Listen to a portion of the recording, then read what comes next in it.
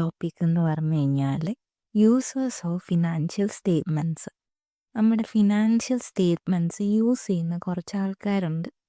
Okay, users എന്ന് പറഞ്ഞു കഴിഞ്ഞാൽ നമ്മുടെ കമ്പനിയിൽ ഒരു ഇൻട്രസ്റ്റ് ഉള്ള ആൾക്കാർ, അല്ലെങ്കിൽ കമ്പനിയുടെ ഡിസിഷൻസിന് കാരണം അഫക്റ്റ് ചെയ്യുന്ന ആൾക്കാരെയാണ് യൂസേഴ്സ് എന്ന് വിളിക്കുന്നത്.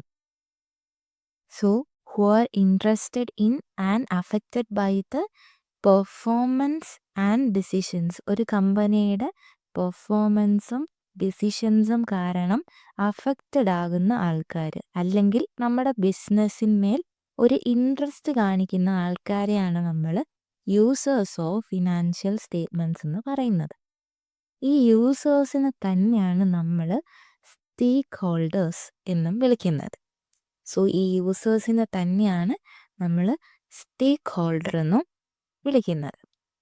ഇനി ആരൊക്കെയാണ് ഈ യൂസേഴ്സ് എന്നുള്ളതാണ് നോക്കാൻ വേണ്ടി പോകുന്നത്.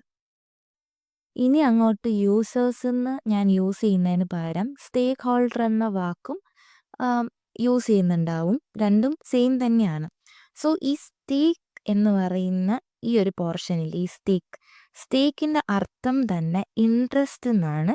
സ്റ്റേക്കിൻ്റെ അർത്ഥം ഇൻട്രസ്റ്റ്. സോ ഒന്നുകൂടെ ഞാൻ പറയാം, a person who has an interest in the business, അയാളെയാണ് നമ്മൾ എന്തെന്ന് വിളിക്കുന്നത്? സ്റ്റേക്ക് ഹോൾഡർ എന്ന് വിളിക്കുന്നത്. ഓക്കെ, ഇനി നമുക്ക് 3 ടൈപ്സ് ഓഫ് സ്റ്റേക്ക് ഹോൾഡേഴ്സ് ആണുള്ളത്, അല്ലെങ്കിൽ 3 തരത്തിലുള്ള യൂസേഴ്സ് ആണുള്ളത്. ഒന്നെന്ന് പറഞ്ഞു കഴിഞ്ഞാൽ ഇന്റേണൽ യൂസേഴ്സ്, രണ്ടാമത്തത് external users, and third one is connected. Okay, ഇനി ഇതാരൊക്കെയാണ്? ഈ ഇന്റേണൽ അല്ലെങ്കിൽ എക്സ്റ്റേണൽ, കണക്റ്റഡ്, ഇതിനകത്ത് ആരൊക്കെ വരും? അവർക്ക് എങ്ങനെയാണ്, അല്ലെങ്കിൽ അവരെങ്ങനെയാണ് FSൻ്റെ ഒരു യൂസർ ആവുന്നത്, അല്ലെങ്കിൽ എന്തുകൊണ്ട്, അല്ലെങ്കിൽ എന്തിന് അവർ ഈ FS യൂസ് ചെയ്യുന്നു എന്നുള്ള കാര്യങ്ങളാണ് ഇനി ഡിസ്കസ് ചെയ്യാനുള്ളത്. ഈ ഇന്റേണൽ സ്റ്റേക്ക് ഹോൾഡർ എന്ന് പറഞ്ഞു കഴിഞ്ഞാൽ ഞാനൊരു എക്സാമ്പിൾ വഴി പറയാം.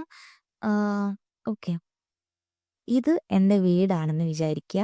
ഈ വീട്ടിനകത്തുള്ള ആൾക്കാർ, ഓക്കെ, ഈ വീട്ടിനുള്ളിലുള്ള എൻ്റെ അച്ഛൻ, അമ്മ, എൻ്റെ സിബ്ലിങ്സ്, ഗ്രാൻഡ് പാരൻസ്, ഇവരെല്ലാം എന്താണ്? എൻ്റെ വീട്ടിനകത്തുള്ള ആൾക്കാരാണ്, അല്ലേ? വീട്ടിനകത്തുള്ള ആൾക്കാരാണ്. സോ നമുക്ക്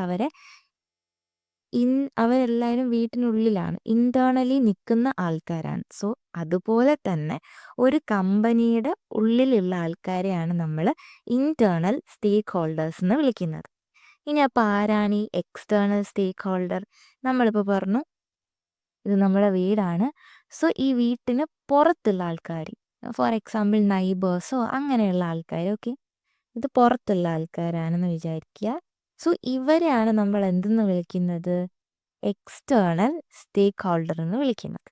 ഓക്കെ, ഇനി കണക്റ്റഡ് എന്ന് പറഞ്ഞു കഴിഞ്ഞാൽ നമ്മുടെ കമ്പനിക്ക് ഉള്ളിലുള്ള ആൾക്കാരായിരിക്കില്ല, പക്ഷെ നമ്മളുമായിട്ടൊരു കണക്ഷൻ കാണും.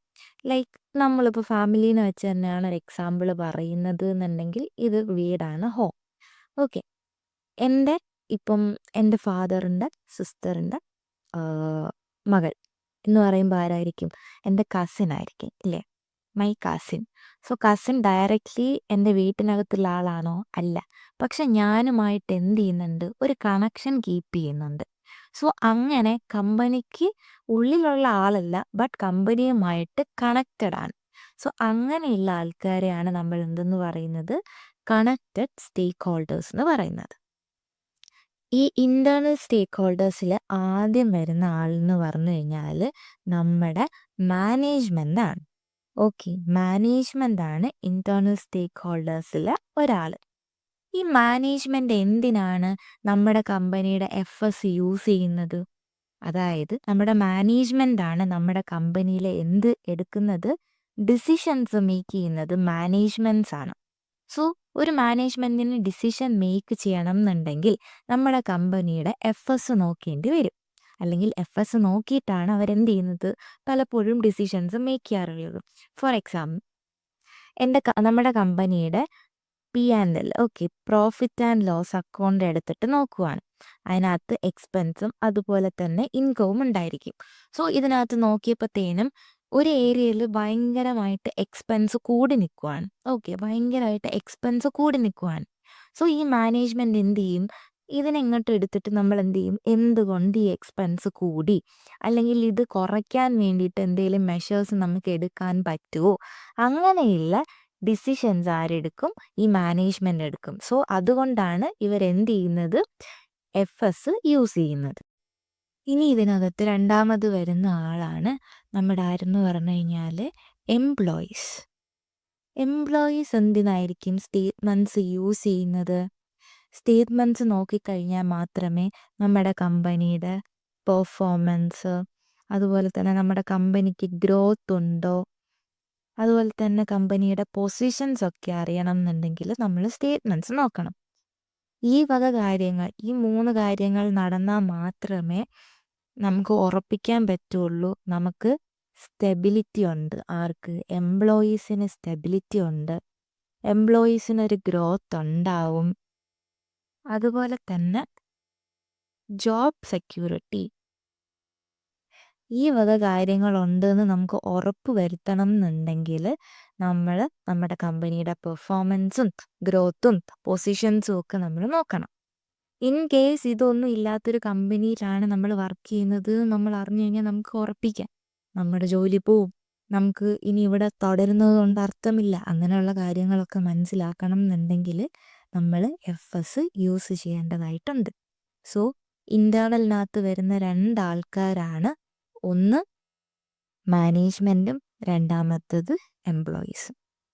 അടുത്തത് ഇനി എക്സ്റ്റേണൽ, നമ്മുടെ കമ്പനിയുടെ പുറത്തുള്ള യൂസേഴ്സ്. കമ്പനിയിൽ വെളിയിലുള്ള ആരൊക്കെയാണ് നമ്മുടെ ഫിനാൻഷ്യൽ സ്റ്റേറ്റ്മെൻറ്റ്സ് യൂസ് ചെയ്യുന്നതെന്ന് നോക്കാം. ഒന്നാമത്തത് ഇൻവെസ്റ്റേഴ്സ്.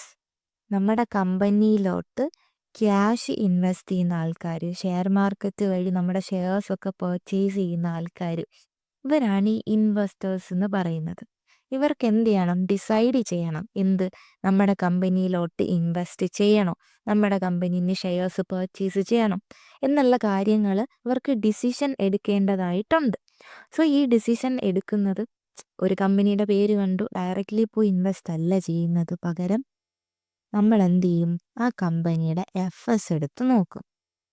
എഫ്എസ് എടുത്ത് നോക്കിയിട്ട് കമ്പനി എങ്ങനെയാണ് പെർഫോം ചെയ്യുന്നത്, നല്ല രീതിക്ക് ഗ്രോത്ത് ഉള്ള കമ്പനിയാണോ, നല്ല പ്രോഫിറ്റും കാര്യങ്ങളും ഏൺ ചെയ്യുന്ന കമ്പനിയാണോ എന്ന് നോക്കി ആണെങ്കിൽ മാത്രമേ നമ്മൾ എന്ത് ചെയ്യുള്ളൂ? ഇൻവെസ്റ്റ് ചെയ്യുള്ളൂ. ഇൻ കേസ് ഞാനൊരു പൊട്ടിപ്പൊളിഞ്ഞ കമ്പനി ആയിട്ട് നിൽക്കുവാണെങ്കിൽ ആരെങ്കിലും കൊണ്ട് എൻ്റെ കമ്പനിയിൽ പൈസ ഇറക്കുമോ? ഇല്ല. സോ അതുകൊണ്ട് ഇൻവെസ്റ്റേഴ്സും നമ്മുടെ ഫിനാൻഷ്യൽ സ്റ്റേറ്റ്മെൻറ്റ്സ് യൂസ് ചെയ്യുന്നു. ഇനി ഈ എക്സ്റ്റേണലിനകത്ത് രണ്ടാമത് വരുന്ന ആളാണ് ലെൻഡേഴ്സ്, അതുപോലെ തന്നെ നമ്മുടെ ബാങ്ക്, പിന്നെ ക്രെഡിറ്റേഴ്സ്. ഇവരൊക്കെയാണ് പിന്നെ ഇതിനകത്ത് വരുന്നത്. അതായത് നമുക്ക് പൈസ കടം തരുന്ന ആൾക്കാർ. നമ്മുടെ ബിസിനസ് ഓപ്പറേഷൻസ് വേണ്ടിയിട്ട് നമ്മൾ എന്ത് ചെയ്യും? ഫണ്ട് തികയാതെ വരുമ്പോഴത്തേനും അല്ലെങ്കിൽ ഫണ്ട് റേസ് ചെയ്യണം എന്നുണ്ടെങ്കിൽ നമ്മൾ ചിലപ്പം കടം വാങ്ങിക്കാറുണ്ട്. സോ ഈ കടം വാങ്ങുന്ന സമയത്ത് അവരും നമ്മുടെ ഫിനാൻഷ്യൽ സ്റ്റേറ്റ്മെൻറ്റ്സ് നോക്കും. അവരെന്തിനാണ് നോക്കുന്നത്? ഈ കമ്പനിക്ക് ഒരു ലോൺ എടുത്തു കഴിഞ്ഞാൽ അത് തിരിച്ചടയ്ക്കാനുള്ള കഴിവുണ്ടോ, അല്ലെങ്കിൽ അവരെ കൊണ്ട് പറ്റുമോ എന്ന് അറിയണം എന്നുണ്ടെങ്കിൽ എന്ത് ചെയ്യണം? ഫിനാൻഷ്യൽ സ്റ്റേറ്റ്മെൻറ്റ്സ് നോക്കേണ്ടതായിട്ട് വരും. ഇൻ കേസ് എൻ്റെ കമ്പനിയിൽ ഇപ്പം എൻ്റെ കമ്പനി ഭയങ്കര ശോകമായിട്ട് പൊയ്ക്കൊണ്ടിരിക്കുകയാണ്, ഞാൻ എൻ്റെ കമ്പനി നല്ല രീതിയിൽ നടത്താൻ വേണ്ടിയിട്ട് ഒരു മെഷേഴ്സും എടുക്കുന്നില്ല, അതുപോലെ തന്നെ ഭയങ്കര ലോസും കാര്യങ്ങളുമായിട്ട് പൊയ്ക്കൊണ്ടിരിക്കുകയാണ്, ആ ഒരു സമയത്താണ് ഞാൻ പോയി ബാങ്കിനോട് എന്ത് ചെയ്യുന്നത്? ലോൺ തരുമോ എന്ന് ചോദിക്കുന്നത്. അപ്പോൾ ബാങ്ക് എന്ത് ചെയ്യും? എൻ്റെ എഫ്എസ് എടുത്ത് നോക്കുമ്പം ഒട്ടും നല്ല രീതിയിൽ പോവാത്തൊരു ബിസിനസ്. അപ്പം ഈ ബാങ്ക് ക്യാഷ് തരുമോ? ക്യാഷ് തരില്ല. സോ അങ്ങനെ ഇവർക്ക് ഡിസിഷൻസ് എടുക്കണം. ഇവർക്ക് ഈ ഡിസിഷൻസ് എടുക്കണം എന്നുണ്ടെങ്കിൽ ഇവരെന്ത് ചെയ്യും? ഫിനാൻഷ്യൽ സ്റ്റേറ്റ്മെൻറ്റ്സ് യൂസ് ചെയ്യും. ഇനി മൂന്നാമത്തെ എക്സ്റ്റേണൽ സ്റ്റേക്ക് ഹോൾഡർ അല്ലെങ്കിൽ നമ്മുടെ എഫ്എസ് യൂസ് ചെയ്യുന്നത് നമ്മുടെ ഗവൺമെൻറ്റും അതുപോലെ തന്നെ ടാക്സ് അതോറിറ്റീസുമാണ്. ഓക്കെ. ഇവരെന്തിനാണ് നമ്മുടെ കമ്പനിയുടെ എഫ്എസ് നോക്കുന്നത്? നമ്മുടെ കമ്പനി പ്രോപ്പറായിട്ട് ടാക്സ് കൊടുത്തിട്ടുണ്ടോ? അതുപോലെ തന്നെ governments rules and regulations follow ചെയ്യുന്നുണ്ടോ? എന്നുള്ള കാര്യങ്ങൾ നമുക്ക് ചെക്ക് ചെയ്യാൻ വേണ്ടിയിട്ടാണ് ഇവർ യൂസ് ചെയ്യുന്നത്. അപ്പം ഫോർ എക്സാമ്പിൾ ഇപ്പം ഇൻകം ടാക്സ് അതോറിറ്റി എന്ത് ചെയ്യുന്നു? നമ്മുടെ എഫ്എസ് എടുത്ത് നോക്കും.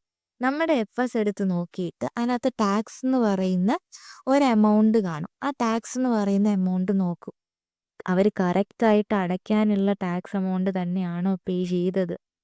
അതുപോലെ തന്നെ ഗവൺമെൻറ് എന്ത് ചെയ്യും? നമ്മുടെ കമ്പനി പ്രോപ്പർലി ഫ്രോഡോ അല്ലെങ്കിൽ ഇല്ലീഗൽ ആക്ടിവിറ്റീസ് ഒന്നും ചെയ്യുന്നില്ല, പ്രോപ്പറായിട്ട് റൂൾസൊക്കെ ഫോളോ ചെയ്യുന്നുണ്ട് എന്നുള്ളത് എഫ്എസ് നോക്കിക്കഴിഞ്ഞാൽ മനസ്സിലാവും. സോ ഗവൺമെൻറ് അതുപോലെ തന്നെ ടാക്സ് അതോറിറ്റീസും എന്ത് യൂസ് ചെയ്യുന്നു? നമ്മുടെ ഫിനാൻഷ്യൽ സ്റ്റേറ്റ്മെൻറ്റ്സ് യൂസ് ചെയ്യുന്നു. പിന്നെ ഇതിനകത്ത് വരുന്ന നാലാമത്തെ ആളെന്ന് പറഞ്ഞാൽ കോമ്പറ്റീറ്റേഴ്സാണ്. ഓക്കെ, കോമ്പറ്റീറ്റേഴ്സ് ഫോർ എക്സാമ്പിൾ ഞാനിപ്പോൾ ഒരു സൂപ്പർ മാർക്കറ്റാണ് നടത്തുന്നതെന്ന് വിചാരിക്കുക. അതാണ് എൻ്റെ ബിസിനസ്. സോ അതേപോലെ വേറൊരു സൂപ്പർ മാർക്കറ്റ് നടത്തുന്ന ഒരാൾ, അയാൾ എന്ത് ചെയ്യും? എൻ്റെ കമ്പനിയുടെ എഫ്എസ് യൂസ് ചെയ്യും. അയാൾ എന്തിനാണ് എൻ്റെ കമ്പനിയുടെ എഫ്എസ് യൂസ് ചെയ്യുന്നത്? അതായത് പരസ്പരം എൻ്റെ കമ്പനിയും പുള്ളിയുടെ കമ്പനിയും തമ്മിൽ എന്ത് ചെയ്യാൻ വേണ്ടിയിട്ട്? പെർഫോമൻസ് കമ്പയർ ചെയ്യാൻ വേണ്ടിയിട്ട്, അതുപോലെ തന്നെ ബിസിനസ് സ്ട്രാറ്റജീസ് പ്ലാൻ ചെയ്യാൻ വേണ്ടിയിട്ടൊക്കെ കോമ്പറ്റീറ്റേഴ്സ് നമ്മുടെ എഫ്എസ് യൂസ് ചെയ്യും. സോ ഇത്രയും ആൾക്കാരാണ് നമ്മുടെ എക്സ്റ്റേണലായിട്ട് ഉള്ള യൂസേഴ്സ് എന്ന് പറയാൻ വേണ്ടിയിട്ട്. അടുത്തതാണ് കണക്റ്റഡ്. നമ്മുടെ കമ്പനിക്കുള്ളിലുള്ള ആൾക്കാരല്ല, പക്ഷേ കമ്പനിയായിട്ടൊരു കണക്ഷൻ കീപ്പ് ചെയ്യുന്ന ആൾക്കാരിനെയാണ് നമ്മൾ കണക്റ്റഡ് സ്റ്റേക്ക് ഹോൾഡർ അല്ലെങ്കിൽ കണക്റ്റഡ് യൂസേഴ്സ് എന്ന് വിളിക്കുന്നത്. സോ അതിൽ ഒന്നാമത്തെ ആളാണ് സപ്ലയേഴ്സ് ആൻഡ് കസ്റ്റമേഴ്സ്. ഓക്കെ, ഇവരെന്തിനാണ് നമ്മുടെ എഫ്എസ് യൂസ് ചെയ്യുന്നത്? അതായത് ഈ സപ്ലയേഴ്സ് എന്ന് പറഞ്ഞു കഴിഞ്ഞാൽ ഞാനിപ്പം കുറച്ച് റോ മെറ്റീരിയൽസ് ഒരു സപ്ലയറിൻ്റെ കയ്യിൽ നിന്ന് ഞാൻ എന്ത് ചെയ്തിട്ടുണ്ട്? പർച്ചേസ് ചെയ്തിട്ടുണ്ട്. ഞാൻ കടത്തിനാണ് മേടിച്ചത്, ക്രെഡിറ്റ് പർച്ചേസ് ആണെന്ന് വിചാരിക്കുക. ഒരു $10,000 ക്രെഡിറ്റിനാണ് ഞാൻ പർച്ചേസ് ചെയ്തിട്ടുള്ളത്. സോ ഈ സപ്ലയർ എന്ത് ചെയ്യും? എൻ്റെ എഫ്എസ് എടുത്ത് നോക്കും. എഫ്എസ് എടുത്ത് നോക്കിയിട്ട് അയാൾ ഇവാലുവേറ്റ് ചെയ്യും, ഞാൻ പൈസ തിരിച്ച് കൊടുക്കുമോ, അല്ലെങ്കിൽ എനിക്ക് എത്ര ടൈമിനുള്ളിൽ എനിക്ക് കൊടുക്കാൻ പറ്റുമായിരിക്കും. ഇങ്ങനെയുള്ള കാര്യങ്ങൾ എഫ്എസ് നോക്കിക്കഴിഞ്ഞാൽ സപ്ലയറിന് മനസ്സിലാവും. സോ അതുകൊണ്ടാണ് നമ്മുടെ സപ്ലയർ എന്ത് ചെയ്യുന്നത്? ഫിനാൻഷ്യൽ സ്റ്റേറ്റ്മെൻറ്റ്സ് യൂസ് ചെയ്യുന്നത്. ഇനി കസ്റ്റമർ എന്തിനാണ് നമ്മുടെ എഫ്എസ് യൂസ് ചെയ്യുന്നത് എന്ന് വെച്ച് കഴിഞ്ഞാൽ, നമ്മുടെ കമ്പനി നല്ല രീതിയിലാണ് പെർഫോം ചെയ്യുന്നത് എന്ന് നമ്മുടെ എഫ്എസ് നോക്കിക്കഴിഞ്ഞാൽ അവർക്ക് അറിയാൻ പറ്റും. സോ അതുവഴി അവർക്ക് എന്ത് ചെയ്യാൻ വേണ്ടി പറ്റും? നമ്മുടെ ആഫ്റ്റർ സെയിൽ സർവീസസ് ഒക്കെ ഇല്ലേ, ആഫ്റ്റർ സെയിൽ സർവീസസ്, ഇതൊക്കെ എനിക്ക് കൊടുക്കാൻ പറ്റുമോ ഇല്ലയോ എന്നുള്ളത് എൻ്റെ എഫ്എസ് നോക്കിക്കഴിഞ്ഞാൽ ആർക്ക് മനസ്സിലാവും? നമ്മുടെ കസ്റ്റമേഴ്സിന് മനസ്സിലാവും. സോ അതുകൊണ്ടാണ് സപ്ലയേഴ്സും കസ്റ്റമേഴ്സും എന്ത് ചെയ്യുന്നത്? നമ്മുടെ എഫ്എസ് യൂസ് ചെയ്യുന്നത്. ഇനി ഇതിനകത്ത് വരുന്ന വേറൊരാളാണ് നമ്മുടെ ജനറൽ പബ്ലിക്, അതുപോലെ തന്നെ നമ്മുടെ കമ്മ്യൂണിറ്റി. ഇവരും എന്ത് ചെയ്യും? നമ്മുടെ ഫിനാൻഷ്യൽ സ്റ്റേറ്റ്മെൻറ്റ്സ് യൂസ് ചെയ്യും. എന്തിന്? നമ്മുടെ ബിസിനസ് നമ്മുടെ സൊസൈറ്റിക്കോ അല്ലെങ്കിൽ നമ്മുടെ എൻവയോൺമെൻറ്റിനോ വേണ്ടി എന്തെങ്കിലും കാര്യങ്ങൾ ചെയ്യുന്നുണ്ടോ? സൊസൈറ്റിക്ക് അല്ലെങ്കിൽ നമ്മുടെ എൻവയോൺമെൻറ്റിന് വേണ്ടിയിട്ട് എന്തെങ്കിലും കോൺട്രിബ്യൂഷൻസ് ഈ ബിസിനസ് ചെയ്യുന്നുണ്ടോ? അതായത് ഡൊണേഷൻസ്, അതുപോലെ തന്നെ CSR പോലെയുള്ള കാര്യങ്ങളൊക്കെ നമ്മൾ എന്ത് ചെയ്യും? നമ്മുടെ എഫ്എസിൽ കാണിച്ചിട്ടുണ്ടായിരിക്കും. സോ അത് നോക്കിക്കഴിഞ്ഞാൽ അവർക്ക് മനസ്സിലാക്കാൻ പറ്റും നമ്മുടെ കമ്പനി സൊസൈറ്റിക്കോ എൻവയോൺമെൻറ്റിനോ വേണ്ടി എന്തെങ്കിലും ചെയ്യുന്നുണ്ടോ എന്ന്. സോ ഇത്രയുമാണ് ഇതിനകത്ത് നമ്മുടെ യൂസേഴ്സിൽ വരുന്ന ആൾക്കാർ. സോ ഫസ്റ്റ് ഞാൻ പറഞ്ഞു, യൂസേഴ്സ് എന്ന് പറഞ്ഞു കഴിഞ്ഞാൽ, അതായത് സ്റ്റേക്ക് ഹോൾഡർ എന്ന് പറഞ്ഞു കഴിഞ്ഞാൽ നമ്മുടെ കമ്പനിയിൽ ഒരു ഇൻട്രസ്റ്റ് കീപ്പ് ചെയ്യുന്ന ആൾ, അല്ലെങ്കിൽ കമ്പനിയുടെ ഡിസിഷൻസിനാൽ അഫക്റ്റ് ചെയ്യുന്ന ആൾക്കാർ, അവരാണ് നമ്മൾ യൂസേഴ്സ് എന്ന് വിളിക്കുന്നത്. അതുപോലെ തന്നെ സ്റ്റേക്ക് ഹോൾഡർ എന്ന് വിളിക്കുന്നത്. ഓക്കെ, എന്നിട്ട് നമ്മൾ പറഞ്ഞു 3 തരത്തിലുള്ള സ്റ്റേക്ക് ഹോൾഡേഴ്സാണുള്ളത്. ഇന്റേണൽ, എക്സ്റ്റേണൽ, അതുപോലെ തന്നെ കണക്റ്റഡ്. ഇന്റേണൽ എന്ന് പറഞ്ഞു കഴിഞ്ഞാൽ ഞാൻ പറഞ്ഞു the people who is inside the company. കമ്പനിക്ക് ഉള്ളിലുള്ള ആൾക്കാർ ആരൊക്കെയാണ്? Management, employees. ഓക്കെ. അതുപോലെ തന്നെ എക്സ്റ്റേണൽ എന്ന് പറഞ്ഞു കഴിഞ്ഞാൽ the people who is outside the company. കമ്പനിക്ക് പുറത്തുള്ള ആൾക്കാർ. കണക്റ്റഡ് എന്ന് പറഞ്ഞു കഴിഞ്ഞാൽ ആരൊക്കെയാണ്? People closely link to the business but not directly involve in it. നമ്മുടെ ബിസിനസ്സുമായിട്ട് അല്ലെങ്കിൽ നമ്മുടെ ബിസിനസ്സിന് ഉള്ളിലുള്ള ആൾക്കാരല്ല, പക്ഷെ ബിസിനസ്സുമായിട്ടൊരു കണക്ഷൻ കീപ്പ് ചെയ്യുന്ന ആൾക്കാരാണ് കണക്റ്റഡിനകത്ത് വരുന്നത്. സോ നമ്മൾ യൂസേഴ്സ് ആയിട്ടുള്ള മാനേജ്മെന്റിനെ കണ്ടു, എംപ്ലോയീസിനെ പരിചയപ്പെട്ടു, ഇൻവെസ്റ്റേഴ്സ് എന്തിനാണ് ഫിനാൻഷ്യൽ സ്റ്റേറ്റ്മെന്റ്സ് യൂസ് ചെയ്യുന്നത്, അതുപോലെ തന്നെ lenders, bank, creditors, government, tax authorities, നമ്മുടെ suppliers and customers, public and communities, ഇവരൊക്കെയാണ് നമ്മുടെ കമ്പനിയുടെ യൂസേഴ്സ് എന്നുള്ളത് മനസ്സിലായി. സോ ഇത്രയേ ഉള്ളൂ ഇന്നത്തേക്ക്.